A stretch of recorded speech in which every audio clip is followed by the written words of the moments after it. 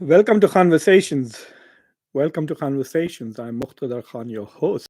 And today, or rather tonight, I want to talk to you about this fatal phone call between Prime Minister Modi and Donald Trump immediately after the G7 summit in Canada.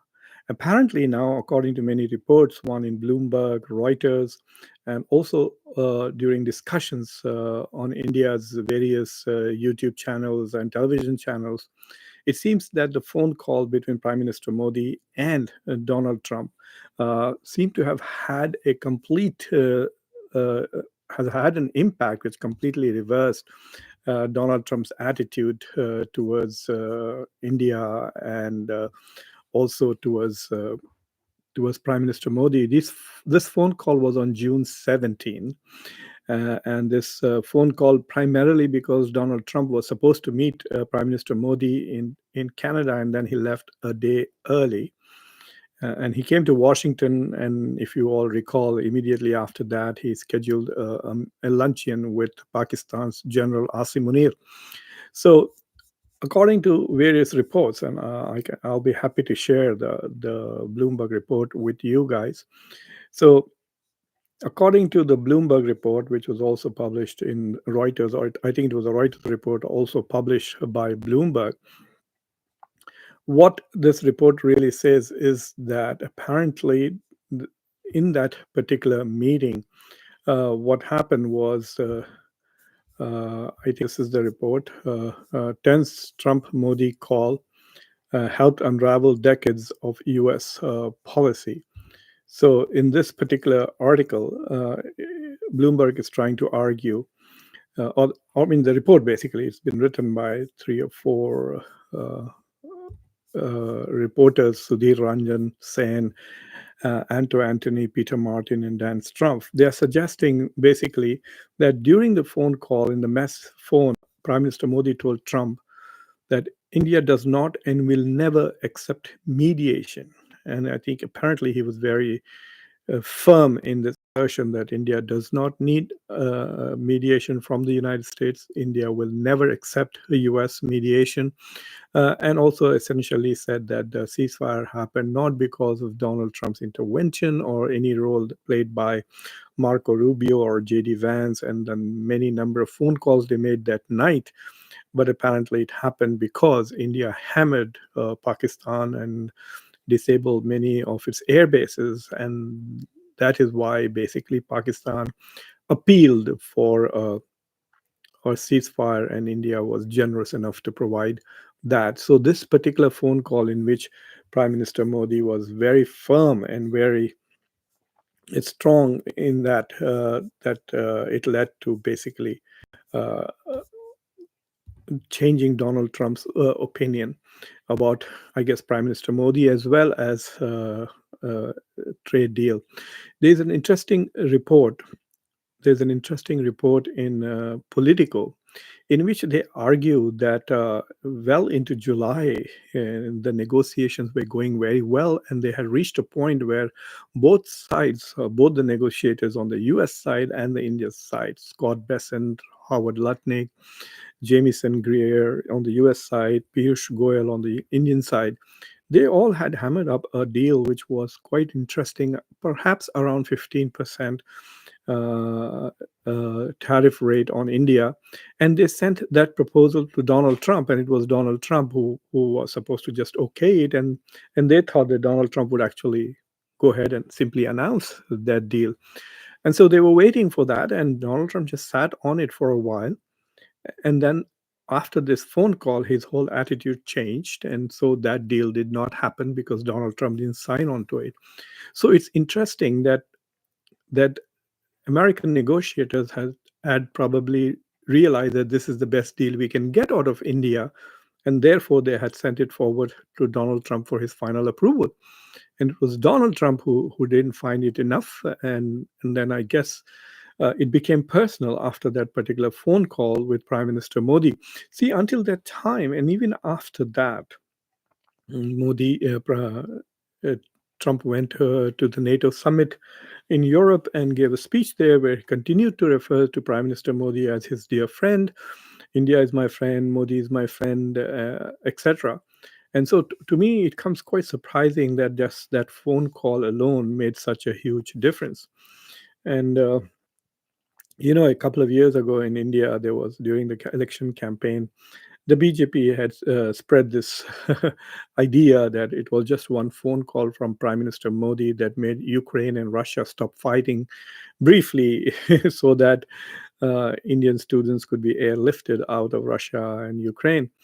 Some of them were caught up in the war zone, literally, and so there was all this big chatter about how Modi had made a phone call and the war had stopped.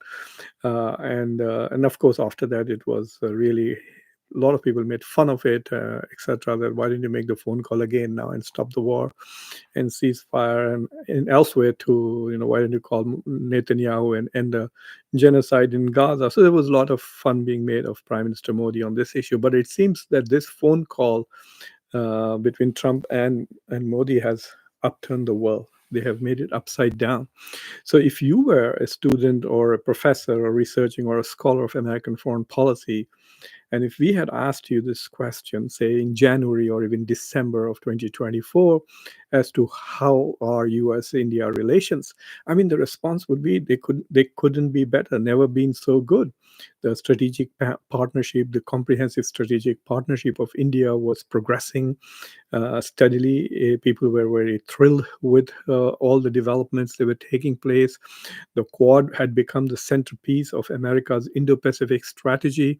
India was now the most important Asian country as far as the US was concerned, even more important than its traditional allies like Japan and Australia.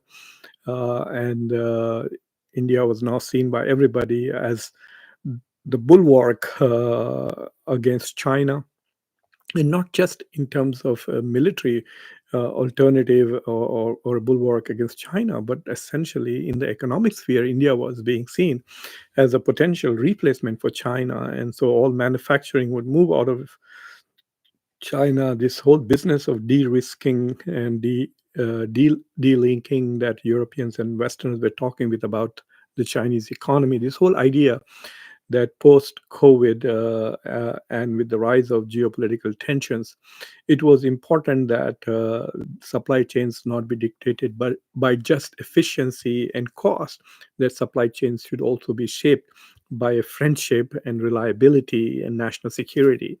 And therefore, on national security grounds, it was important for the West and for the US to shift uh, all of manufacturing to India, and this is what Joe Biden's plan was. So his Janet Yellen came to India, if you remember, and they were promoting and asking semiconductor manufacturers to start producing in India. There was a company, I don't remember its name, I think Macron or something, which was encouraged by the US to invest $500 million in India. I think they did that in partnership with Tata's.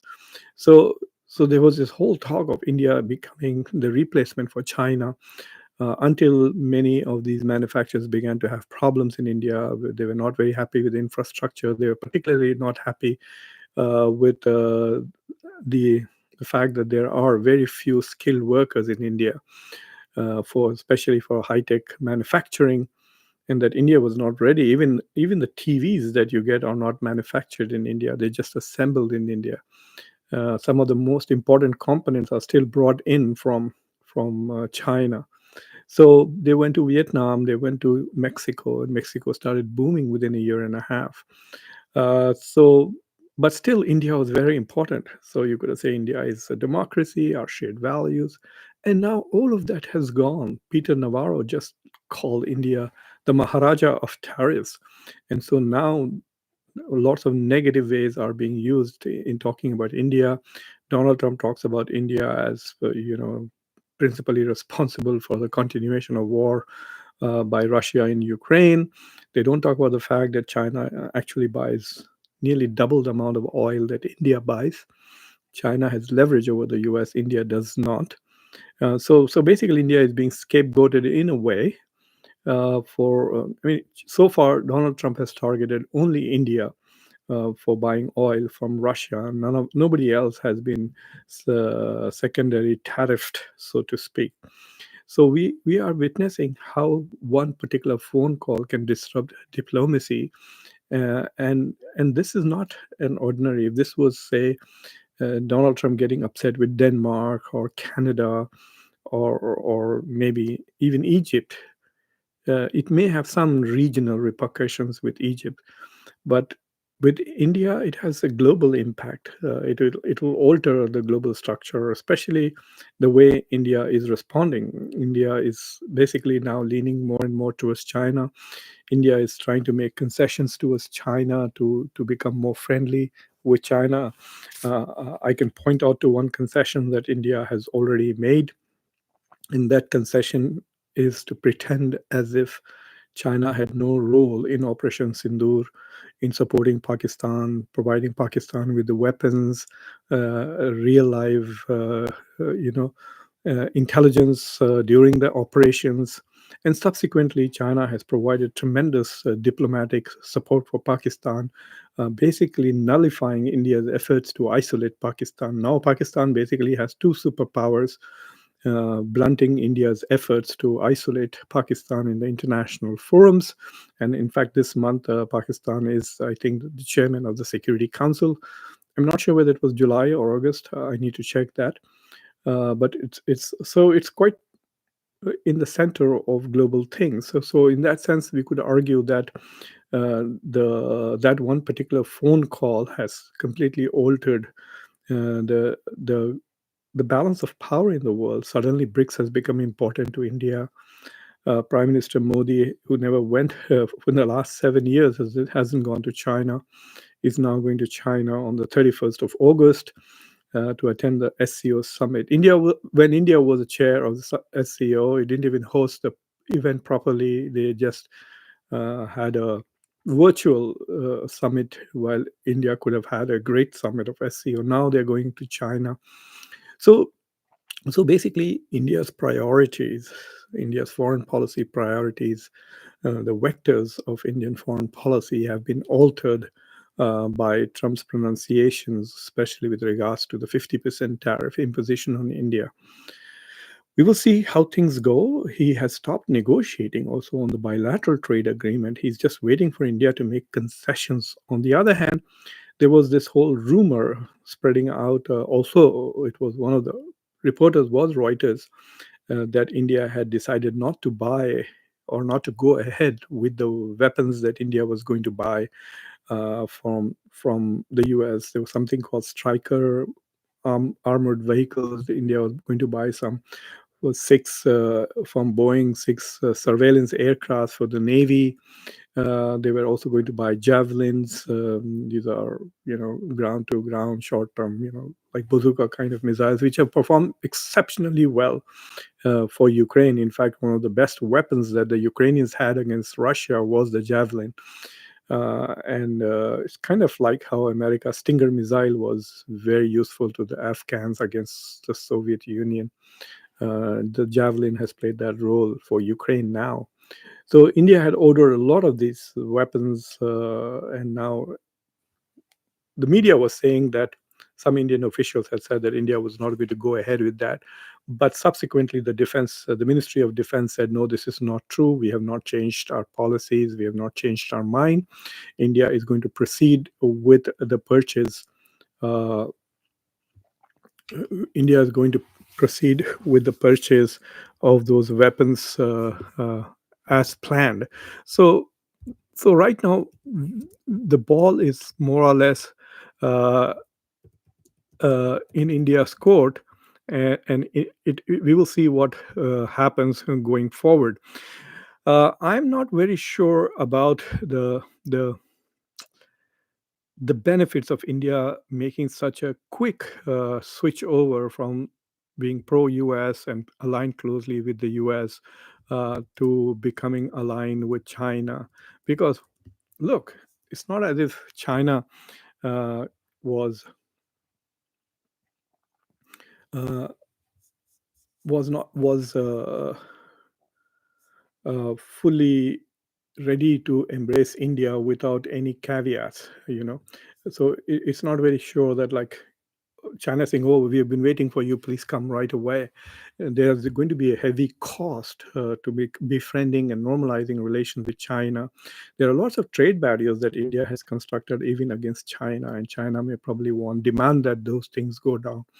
India's economic policies has been dictated a lot in trying to avoid China. India is not part of the Belt and Road Initiative. India is not part of the RCEP, which is now the world's biggest free trade agreement. India stayed out of it while all of ASEAN countries, because of China. So India has constantly avoided being involved in any multilateral economic partnership with in which China was a member. So is India going to continue to maintain all of that? And so why will like what does India want from China? Some kind of reassurances that it will not be hostile to India, the reason for which India was rushing towards the US. What does India have to offer China that it does not already have? As I said in my previous show, I did take a closer look at India's trade relations. If you can go to their website, they have a dashboard. It's actually not as clear and easy to find data as the US data banks are, and it's very quick. Like I could find the total India US trade on the US government's website very quickly but with India's website I can only find goods and services. It's very difficult to find uh, the total services trade, as to how much services we can get, the total figure of how much services India is exporting and importing, but not break up on countries. So that was a very difficult exercise for me. But while I was doing that, I realized that Indian uh, Commerce Ministry separates China and Hong Kong. I think they do it because there are two different currencies involved. So if you look at India US trade, it was $131 billion, the goods and merchandise trade between from from April 2024 to March 2025. So that's a calendar year for the fiscal year for India. The total trade for India with the US was $131 billion, and with China it was 127. And so everybody says that US is India's biggest trading partner.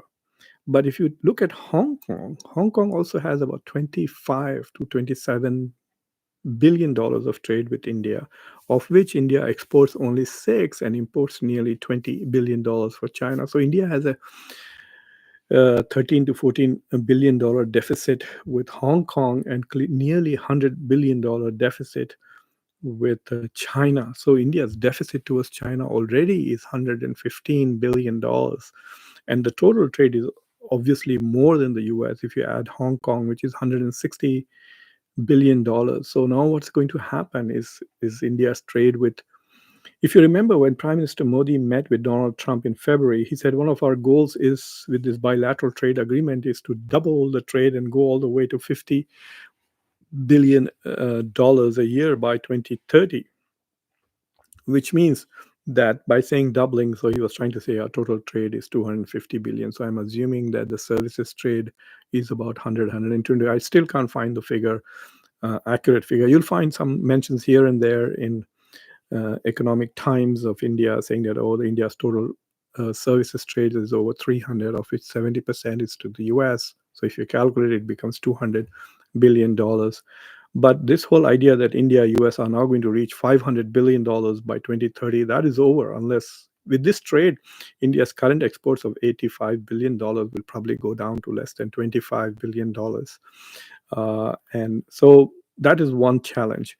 So, but the things that India exports to the US, I don't think there is a market for that in China. So it's not automatically that India can simply swing from US to China, and the stuff that it was exporting to the US, now it can export the same stuff to China or to Russia. Uh, India, if there was anything that India could export more to Russia other than weapons, they could have been doing that already. which is like $2 or $3 billion worth of exports to Russia on an annual basis. So the market that India is going to lose in the US, it's not instantly going to recover that market in China and Russia. But if India moves away from US and starts becoming a closer friend of China, then it will have to open its markets more to China.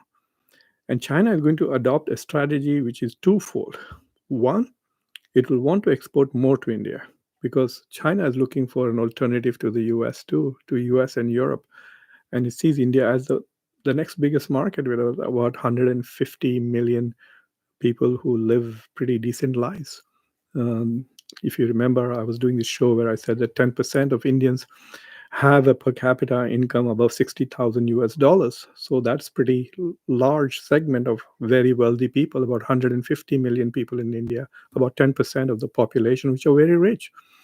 And they can buy more than what Germans can buy or the French can buy. And I'm sure the Chinese businessmen are their mouths must be watering right now. So I think that one phone call between Donald Trump and Modi has turned geopolitics and international relations upside down. Anyway, so those are the thoughts I wanted to share with you. Now I'll be very happy to take your questions and your comments if there are any. I seem to see only two, so I will try and address them. Noah Esther says, why India cannot live peacefully? Well, India, theoretically speaking, has not invaded anybody in a long, long time. Even at the time that India was a very powerful under the Mughals, India did not go outside what are the current boundaries of India. So I don't know. India has been attacked many times. India was attacked by China in 1962, was attacked by Pakistan in 1948, and again in 1965, and again in Kargil. So I think India is not an aggressive country at all. But I think what you're probably trying to say is why is India not able to manage the relationship well with the US? And the US is very aggressive. The US is a warmonger. We keep going to war all the time. We are always at war. The US even goes to war against nouns. We are against war on poverty, war on drugs, and war on this and that, war on terror. So I think India is a peaceful country. The current government tried to talk tough, and for the first time, their bluff has been called and they have folded. You could say that. Pawan Prakash, any views on statement by Air Force Chief about Sindoor? I don't know. Now he says that we've shot down like 5 planes and we have destroyed one F-16 or something like that. This is what, June, July, August, 3 months later. I don't know. Nobody's paying any attention to him. Why didn't he say this before? Like, especially when there was so much of talk about India losing 3 to 5 jets. So I doubt it if anybody is taking his statements seriously. There have been absolutely no reporting in any international press anywhere, and I'm not taking him seriously until I see some evidence presented by him about that at all. In fact, right now the credibility of the Indian government on this issue, Operation Sindoor, in my view, is zero. They've been lying endlessly. For example, the Indian military has acknowledged at least on 3 different occasions that they lost jets. In the first major press conference, and then after that, uh, in in uh, in a meeting with India CDC, spoke in Singapore, and then in Indian foreign military aid in Indonesia. All of them acknowledged that jets were lost, but the government continues to deny it. So this everybody, including the French intelligence, has acknowledged that at least one Rafale was lost, and so no one is going to really take that seriously at all. Uh, at least I don't. I want to see more evidence, and that too coming from outside India. You know, what's your take on whole India versus Pakistan war recently? Was that staged? No, it was not staged. One interesting data point that is missing about India Pakistan's Operation Sindoor is the cost. How many millions of dollars those two countries have spent in that 87 hours that the war lost. I think India wanted it to be a very short lived, a few hours of uh, superficial, symbolic strikes. So they wanted to just strike and say, "Oh, we just destroyed a few terrorist camps in Pakistan." And if you remember Jaishankar saying very clearly that we called Pakistan and said that we are not attacking your army, we are not attacking your country, we are not attacking your people, we are simply attacking terrorist camps. So that was India's original position. They thought Pakistan would not retaliate or fight, that it would not become a major war. I think they were not prepared for the fight that they got. So they thought that we will tell the Pakistanis, we're not attacking you, we're just attacking these camps. And they added the mosques just to make the Hindutva lobby a bit happy. Said, oh, and so that later on in domestic election campaigns, they can brag about how we destroyed mosques in Pakistan. And so they targeted some mosques and they claimed that there were terrorist centers. Uh, and they thought it would be over. And then the Pakistanis retaliated. I think it might be because the Chinese must have said, go fight, because it became a great laboratory for China to study India's capabilities, India's military technology, India's preparedness, India's training, India's strategy. So I think Operation Sindoor was a bonanza for China in terms of a military. And for India, it was disastrous because it has raised a lot of questions about Indian Air Force. And as we keep going forward, we will learn more and more. Every time India seems to have an encounter with Pakistan, India has an Air Force disaster. Last time a MiG was shot down and the pilot was captured by Pakistan. India claimed that they destroyed an F-16, and the US confirmed that Pakistan never lost a single F-16, except just pro Modi people in India. Nobody actually believes that a Pakistani F-16 was shot down in Pakistan. And then so India has some problems, and post Operation Sindoor, Pakistan has had a diplomatic bonanza. If you notice, it's now close. Asim Munir is in Washington for a second time. I think he came in today, and he's still here. And so Pakistan is now become the darling of the United States. So the roles have been reversed. India has become a pariah in Washington, and Pakistan has become a darling. So, in that sense, India has paid some heavy cost for Operation Sindoor. Uh,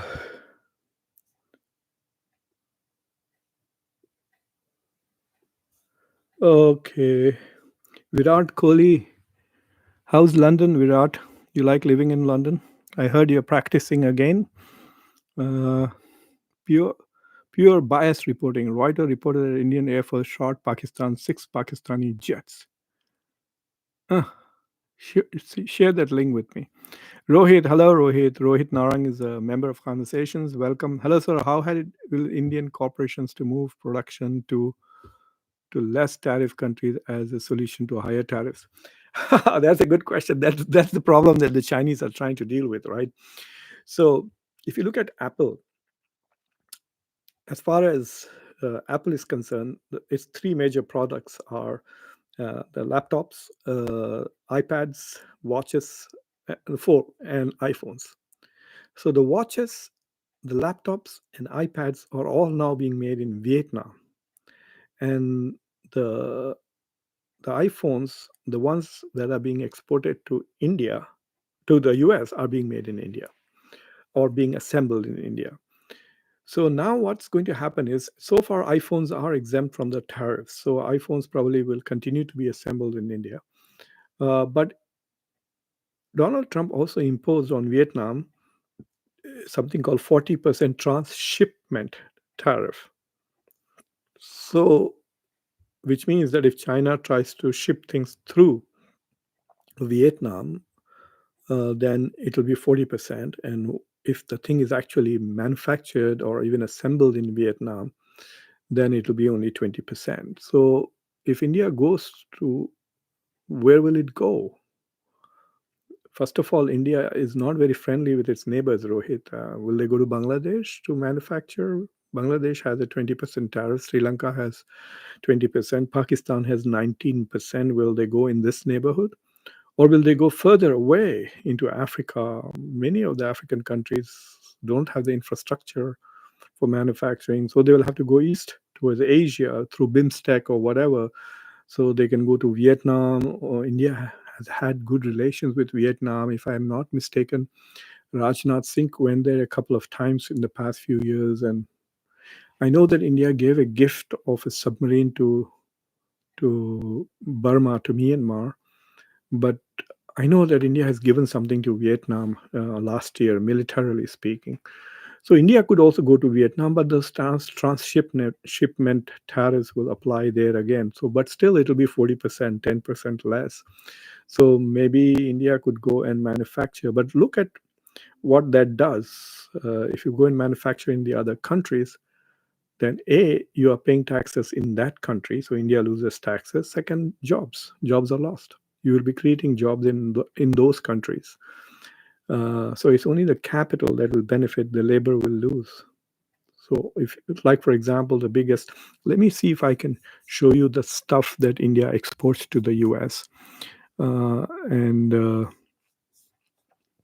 if I have that, uh, and it's a very interesting mixture. So far, the biggest item on India's exports is to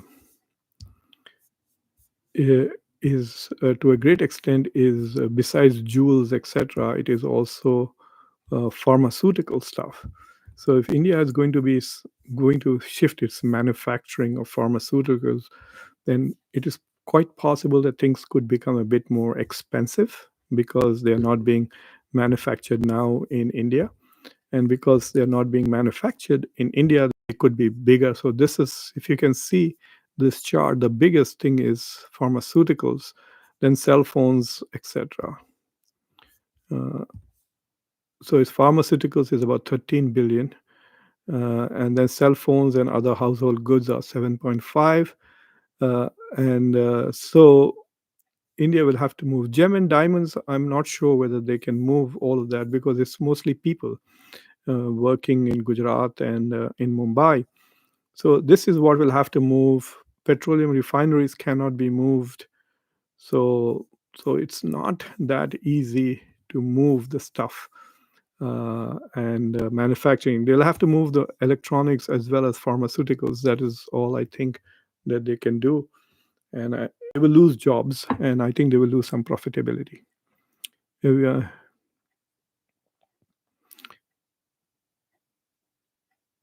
Conversations. Virat, I didn't understand. Why will the US accept F-15s from whom?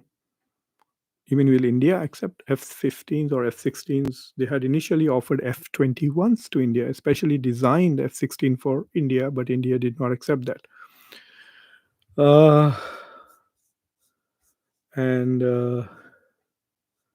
So anyway, so I don't see any more questions. Thank you very much for Virat, for Rohit, for joining us. And for those of you who are in India, can come back in another 26 minutes. I will be doing this show in Hindi on my other channel. You can just do Conversations 2025 and that will pop up. So thank you very much for watching. Please subscribe to the channel, like this video, press the bell icon. Don't forget to share this video with your social political network. I posted a couple of shows today in the morning on this channel. Please take a look at it, especially the one that I talked about how maybe Netanyahu and Narendra Modi, who are supposedly Donald Trump's best friends, these two might be the principal reason why Donald Trump does not get a Nobel Prize. And it would be really, really funny. One, because Modi is not acknowledging that Trump played a role in the ceasefire, and Modi is not also sponsoring him and recommending him for a Nobel Prize. So that puts a question mark on his achievements on the ceasefire. The second one is obviously the genocide in Gaza. and Donald Trump is fully supporting it, funding it, aiding it, abetting it. I think Trump should be hauled in front of the International Criminal Court with Netanyahu rather than be rewarded with a Nobel Prize for what's going on here. Anyway, thank you for watching. Take care. Bye.